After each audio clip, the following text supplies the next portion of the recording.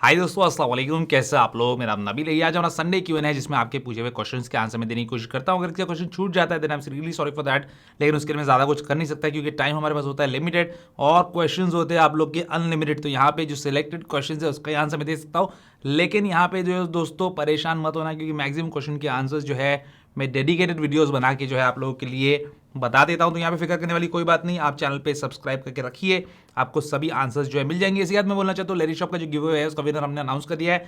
एक नहीं, पांच विनर अनाउंस किए, उसमें से 2-3 विनर्स जो है उन्होंने ही रिस्पॉन्ड किया। एक पंजाब से, 2 मुंबई से है और वहां पे 2 विनर्स ऐसे हैं जिन्होंने अभी तक रिप्लाई नहीं किया है ईमेल का, जो ऑफिशियल ईमेल लेटर शॉप के जरिए से आया है। So please go and check your email, देखिए भाई विनर हो गए आप, गिव अवे जीत गए। लोगों को मिलता नहीं है, तड़प जाते लोग और आप अपने ईमेल का जवाब नहीं दे रहे।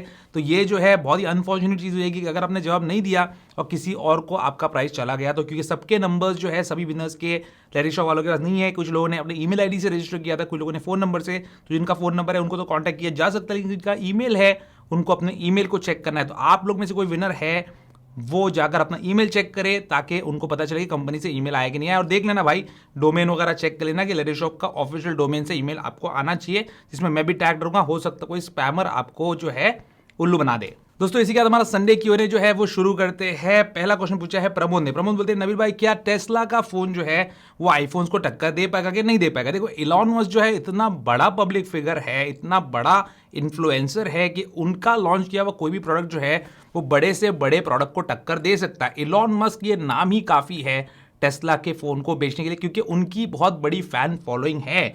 लेकिन एप्पल का जो फैन बेस है, एप्पल का जो कस्टमर बेस है वो ऑलरेडी बहुत ज्यादा एस्टैब्लिश्ड है और आके सीधा टक्कर देना या हरा देना it will not be possible. लेकिन टक्कर जो है काफी कड़ी होगी अगर वो अच्छा फोन बना सके तो। बस कोई एंड्रॉयड फोन को ही घुमा फिरा के अगर पेश कर दिया फिर उसका जो हाइप है उसका मजा नहीं रहेगा। और इसी के आगे प्रमोद पूछते हैं कि ब्लैकबेरी, एलजी जैसी कंपनी मार्केट से गायब होने का रीजन क्या है? आईफोन्स के पहले नोकिया फोन में आपको क्या अच्छा लगता था? देखिए, नोकिया फोन की जो क्वालिटी थी, जो वो मेड इन फिनलैंड वाले, जब फिनलैंड की कंपनी नोकिया हुआ करती थी उस टाइम में जो क्वालिटी होती थी, जो हर चीज होती थी उसकी अमेजिंग होती थी। उसका स्पीकर का आउटपुट, उसकी कैमरा की क्वालिटी उस जमाने के हिसाब से जो है बेहतरीन थी, तो मुझे बहुत पसंद था। और उनके जो फ्लैगशिप के फोन्स थे वो हमेशा मैं जो है इस्तेमाल किया करता था, मुझे काफी अच्छे लगते थे।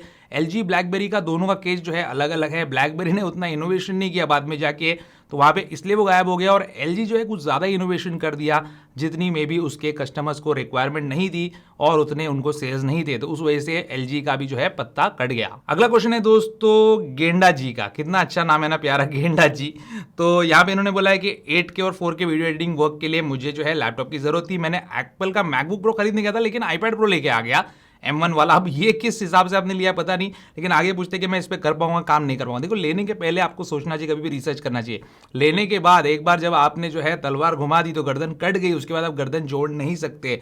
तो यहाँ पे ये बोलते हैं कि इसको लेकर मैं एडिटिंग कर सकता हूँ क्या, कौन सा सॉफ्टवेयर यूज करूँ? देखो भाई, लूमा फ्यूजन एक काफी अच्छा सॉफ्टवेयर है जो कि फाइनल कट प्रो, जो कि प्रोफेशनल लेवल का सॉफ्टवेयर है आपके मैकबुक्स के लिए, उसके टक्कर का सॉफ्टवेयर है, मतलब काफी सिमिलर है। और आईपैड पे अगर आप एडिट करते हो लुमा फ्यूजन के जरिए से तो उसको आप एक्सपोर्ट कर सकते हो उस प्रोजेक्ट को पूरे फाइनल कट में, और वहां पे भी उसको एडिट कर सकते हो। इतनी जो है कंपैटिबिलिटी है दोनों के अंदर, तो आप उसका इस्तेमाल कर सकते हैं। 8K तो नहीं बट 4K फुटेज डेफिनेटली आप एडिट कर सकते हो। और 8K अगर आप वो सैमसंग के फोन की बोल रहे हो तो शायद आप वो भी एडिट कर पाएंगे। अगला क्वेश्चन है दोस्तों मयूर गुप्ता का। बोलते शेयर मार्केट में मैं पैसा कमाना चाहता हूं तो आप बता सकते हैं क्या स्टॉक मार्केट में अच्छे शेयर कौन से हैं, टॉप कंपनी में आते हैं, प्लीज बताइए। देखिए, इससे रिलेटेड काफी अच्छे शेयर मार्केट से रिलेटेड भी यूट्यूब चैनल्स है और यूट्यूबर्स है जो आपको जेन्युइन जानकारी देते हैं।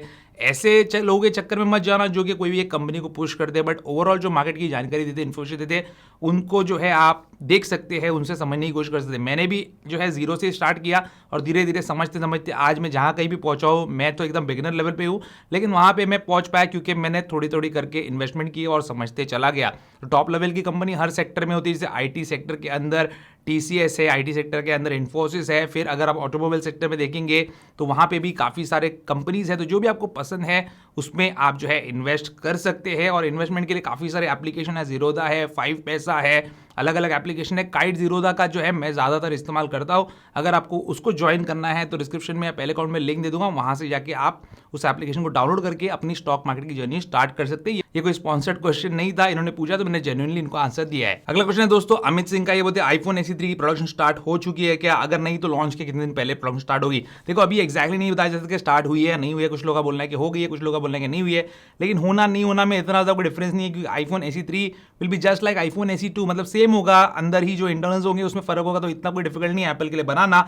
और इसके बाद ये बोलते हैं कि फ्लैगशिप फोन अगर कोई लेता है 2-3 साल उसको यूज करना चाहिए, उसके बाद चेंज करना चाहिए ताकि ज्यादा मजा आए। देखो मेरे भाई, जिसके पास पैसा होता है और उसको फ्लैगशिप लेने की आदत है तो फिर वो कोई भी चीज पे मिस आउट नहीं करना चाहते। जैसे पिछले साल का आईफोन 12 प्रो मैक्स बहुत अच्छा फोन है, बैटरी लाइफ अच्छी है, कैमरा अच्छी है, लेकिन अब सिनेमैटिक मोड उसके अंदर नहीं है, तो मुझे सिनेमैटिक मोड चाहिए, मुझे जो है प्रोमोशन वाला रिफ्रेश वाला चाहिए और मैं उस पर कॉम्प्रोमाइज नहीं करना चाहता, तो मैं जाकर जो है फट से ये चीज ले लेता हूं।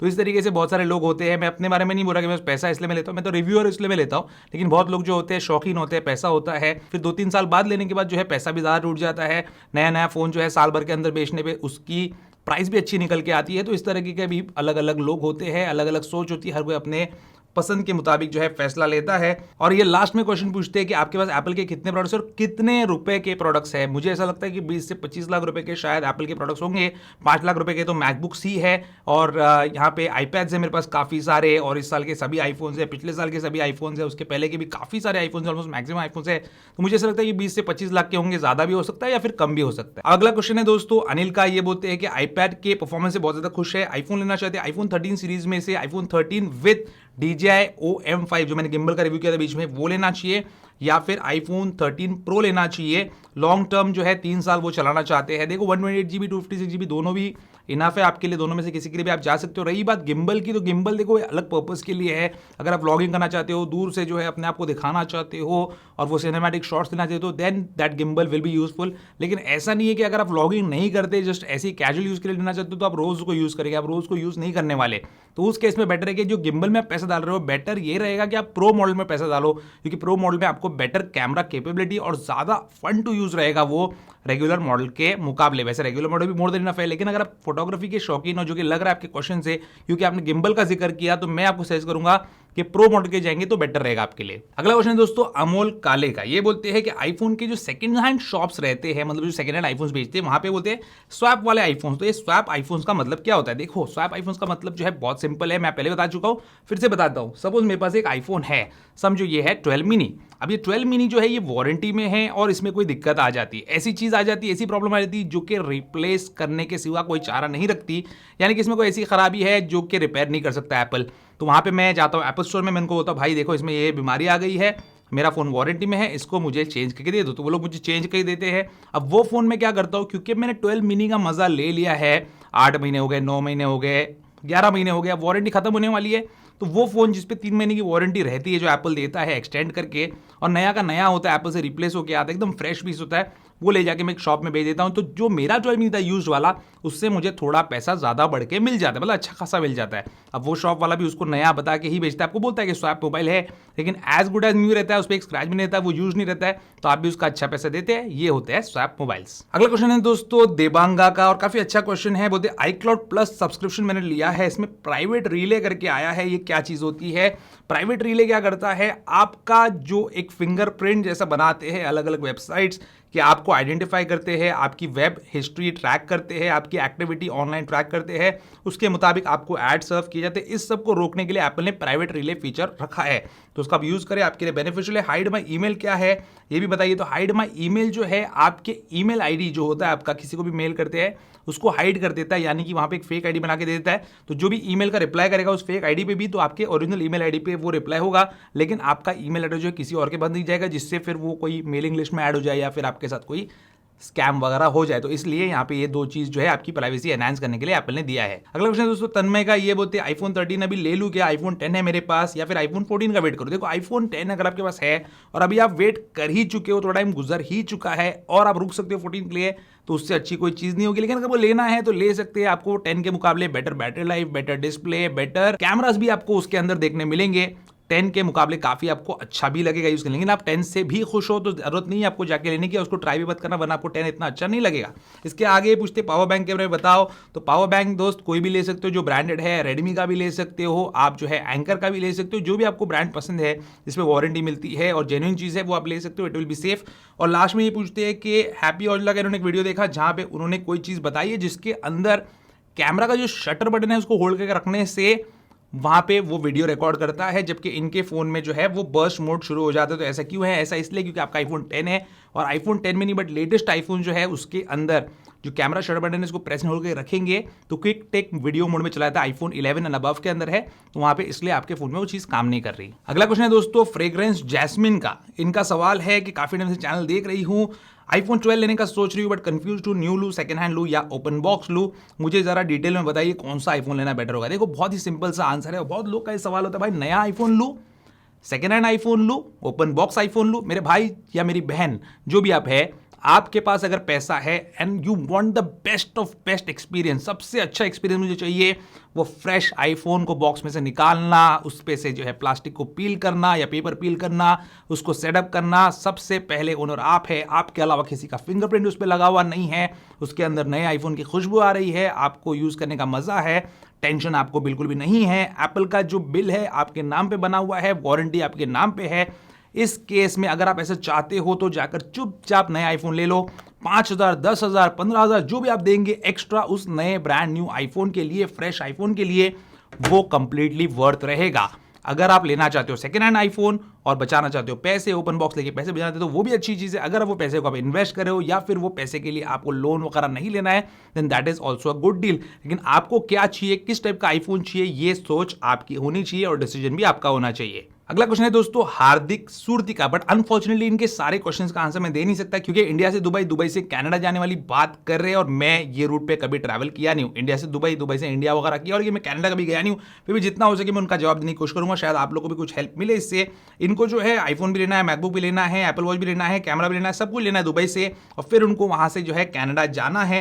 तो ये बोल रहे क्या फेस टाइम चलेगा क्या, कस्टम का क्या लफड़ा रहेगा, दुनिया भर की इन्होंने क्वेश्चन पूछा है और फ्लाइट से रिलेटेड भी इन्होंने क्वेश्चन पूछा है। तो देखो मेरे भाई हार्दिक, मैं आपको बताता हूं दुबई से आपको परचेज करना है तो इसलिए ही करो अगर आपको वहां पे सस्ता मिल रहा है। तो अगर वहां पे आपको कनाडा और इंडिया से सस्ता नहीं मिल रहा कोई भी प्रोडक्ट तो दुबई से परचेज करने का कोई मतलब नहीं रहेगा। अगर आपको कनाडा में बेटर डील मिली तो कनाडा से लो, आप उसके लिए ऑनलाइन सर्च कर सकते हो, वहां के वेबसाइट जो भी होंगे, यहाँ पे आपके फ्रेंड्स होंगे, उनसे आप पूछो, वो आपको आंसर दे देंगे कि भाई इस चीज़ की इतनी कीमत है। दुबई में भी अमेजॉन है, दुबई में नून है, इससे आप चेक कर सकते हो ऑनलाइन प्राइसेस, या दुबई के कोई डीलर से आप जो है व्हाट्सएप के जरिए से भी कॉन्टैक्ट कर सकते हो। एक बार आपने दिमाग बना लिया तो उसके बाद याद रखना कि एप्पल की जो वारंटी होती है that is international world wide warranty होती है, सिर्फ आपके पास ओरिजिनल बिल होना चाहिए आपके प्रोडक्ट का। इसके बाद मेरे दोस्त कस्टम ड्यूटी क्या है ये आपको पता करना पड़ेगा। जो लोगों ने कनाडा पे व्लॉग्स बनाए या जो लोग कनाडा में रहते हैं, अगर कनाडा में इंपोर्ट करने पे प्रोडक्ट्स कस्टम ड्यूटी है तो आपको कस्टम ड्यूटी भरनी पड़ेगी। अगर आप उसको बॉक्स पैक लेके जाते हो तो, अगर आप उसका बॉक्स जो है रख देते हो बैग में या फेंक देते हो और उसको यूज करते हुए लेके चले जाते हो, उसको सेटअप कर लेते हो, तो कोई भी कंट्री आपसे कस्टम ड्यूटी चार्ज नहीं करेगी क्योंकि वो आपका पर्सनल प्रोडक्ट है। और कोई भी इंसान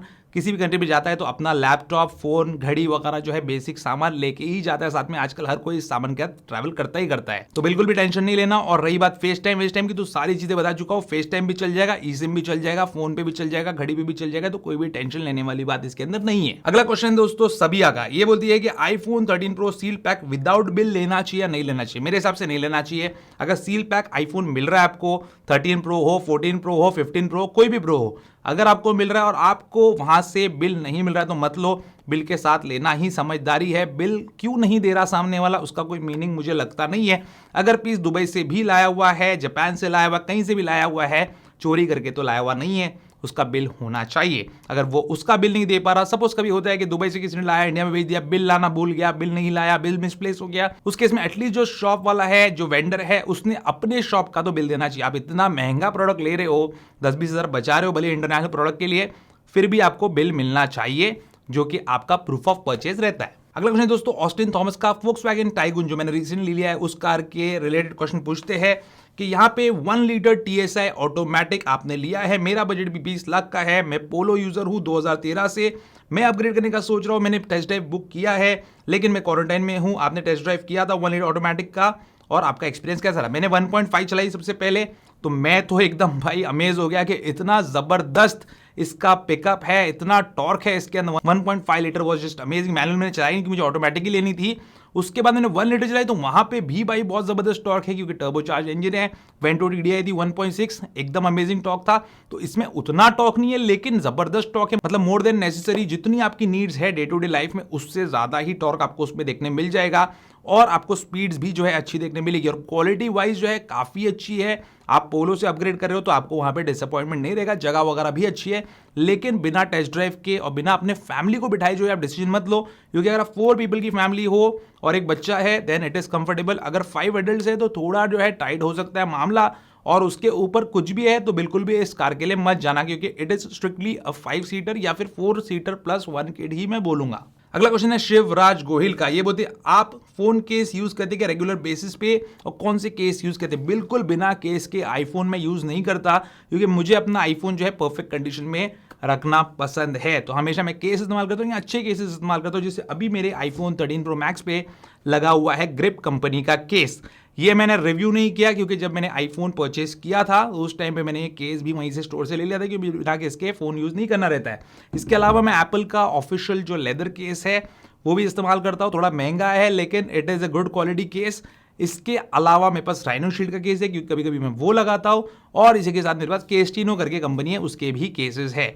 इसके अलावा कोई और केस होगा तो मुझे याद नहीं है, बट ये सारे केसेस जो है अच्छे हैं। अगला क्वेश्चन है नैतिक जैन का। ये बोलते हैं Indian unit iPhone and made in India iPhone में फर्क क्या है?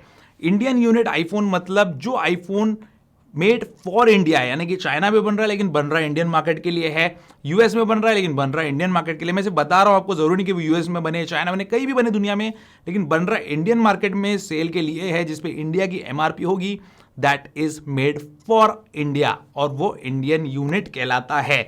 लेकिन जो आईफोन मेड इन इंडिया होता है, यानी कि वो असेंबल या मैन्युफैक्चर जो है इंडिया में होता है, मोस्टली वो बिकता भी इंडिया के अंदर है और कभी कभी एक्सपोर्ट भी होता है। लेकिन अगर एक्सपोर्ट होगा किसी और मार्केट के लिए, जैसे इंडिया से जा रहा है दुबई, एग्जाम्पल दे रहा हूं, तो फिर वो होगा made for Dubai but made in India. अगला क्वेश्चन है दिलीप पटवा का। ये बोलते आईफोन 13 प्रो मैक्स मेरे पास, इसके सेटिंग में नॉइज कैंसिलेशन का ऑप्शन देखने को नहीं मिल रहा है।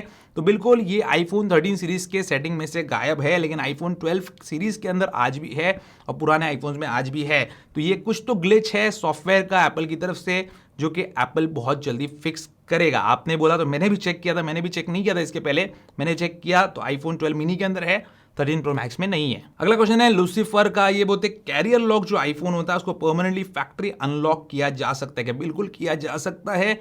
It is not a legal method, लेकिन इलीगली आप उसको कर सकते हो और परमानेंटली भी उस पे से लॉक हटा सकते हो, जो कि कैरियर लॉक होता है। अगला क्वेश्चन है दोस्तों आदर्श सिंह का। ये फोक्सवैगन स्कोडा जो ग्रुप है, इनके जो कार्स है इससे रिलेटेड क्वेश्चन पूछते हैं कि इंडिया में बने हुए फोक्सवैगन स्कोडा के जो प्रोडक्ट्स है वो लेवल पे नहीं है जो European made expensive CBU products थे। सीबीयू मतलब कंप्लीटली बिल्ड यूनिट, यानी कि बाहर से सीधा इंपोर्ट होते हैं इंडिया के अंदर, तो उस टाइप की क्वालिटी नहीं है। क्या क्वालिटी इंटीरियर की जो है कम हो गई है और यहाँ पे काफ़ी कॉस्ट कटिंग की गई है क्या उसको अफोर्डेबल बनाने के लिए? देखो मेरे भाई, मैं आपको बताता हूँ, जो प्रोडक्ट्स पहले के थे जैसे पोलो, वेंटो वगैरह, ये भी मेड इन इंडिया थे, लेकिन it was not made for India. अभी के जो प्रोडक्ट्स आए हैं इसमें ज़्यादातर लोकलाइजेशन है, ज़्यादा प्रोडक्ट्स मेड इन इंडिया है और लोकली सोर्स्ड है, and these cars are made for India. जो फोक्सवैगन का स्कोडा का ये प्लेटफॉर्म है जिसके अंदर आपको टाइगून देखने मिलती है, कुशाक देखने मिलती है और स्लाविया देखने मिलती है इसके अंदर। तो ये जो प्लेटफॉर्म पे इन्होंने वर्क किया, इसमें कॉस्ट कटिंग किया है, but I am damn sure कि आपको वो चीज़ जो है विजिबल नहीं रहेगी, क्योंकि इंटीरियर्स में मुझे कहीं भी कॉस्ट कटिंग नज़र नहीं आई। बहुत अच्छी क्वालिटी के इंटीरियर्स है, बहुत अप मार्केट फील होता है। रही बात जो बाकी की चीज़ें हैं उसमें कॉस्ट कटिंग क्या है मैं बता देता हूँ। 2 एग्जाम्पल्स मैं आपको दूंगा। अगर आपके पास पोलो, वेंटो कभी भी थी तो आपको पता है कि बॉनेट के अंदर जो हुड होता है गाड़ी का, बॉनेट के अंदर इंसुलेशन होता था, वो इंसुलेशन अब गायब है। अब यहाँ पे इतना फील नहीं होता क्योंकि ये जो 1 लीटर इंजन है 1.5 लीटर का पेट्रोल इंजन है, तो ये उतने नॉइजी नहीं है, बट वहाँ पे कॉस्ट कटिंग है। और अंडर बॉडी जो प्रोटेक्शन था जो पोलो में, वेंटो में आता था, प्लास्टिक का फुल प्रोटेक्शन, वो कंप्लीटली गायब है। तो पूरा जो इंजन बे ऊपर से देखेंगे तो नंगा दिखता है, नीचे से जमीन आपको नजर आती है। तो इस टाइप की कॉस्ट कटिंग इन्होंने किया है।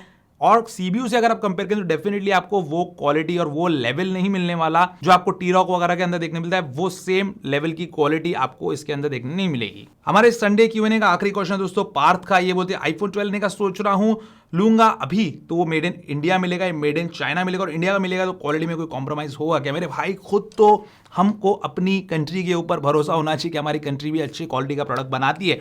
ऐसा नहीं है मेड इन इंडिया मतलब क्या कोई रास्ते का बंदा उठा के थोड़ी एप्पल ने वहाँ पे बिठा दिया। स्किल्ड टेक्नीशियन होते हैं, same quality, same training, same machinery, same raw material से जो है आपका आईफोन बनता है। तो इंडिया हो या चाइना हो आपको फर्क नहीं पड़ना चाहिए।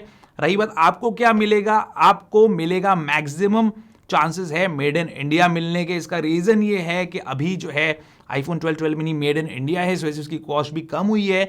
और मेड इन चाइना वाला अगर आपको मिलता भी है वो ओल्ड स्टॉक होगा, हो सकता है 6 महीने 8 महीने पुराना स्टॉक होगा, लेकिन जब से मेड इन इंडिया बनने लगा है तब से मेड इन चाइना वाला माल यहाँ पे नहीं आ रहा है। And the quality will be the same, exactly same, उसमें कोई डरना नहीं है, बिल्कुल फिक्र नहीं करना है आपको। तो ये था दोस्तों आज का हमारा संडे क्यों। आपके दिल में जो भी क्वेश्चन है नीचे कमेंट्स में लिख के जरूर बताइए। उम्मीद करता हूं दोस्तों आपको आज का वीडियो पसंद होगा। पसंद है उसको लाइक एंड शेयर जरूर कीजिए, मेरे चैनल को सब्सक्राइब कीजिए। बाय।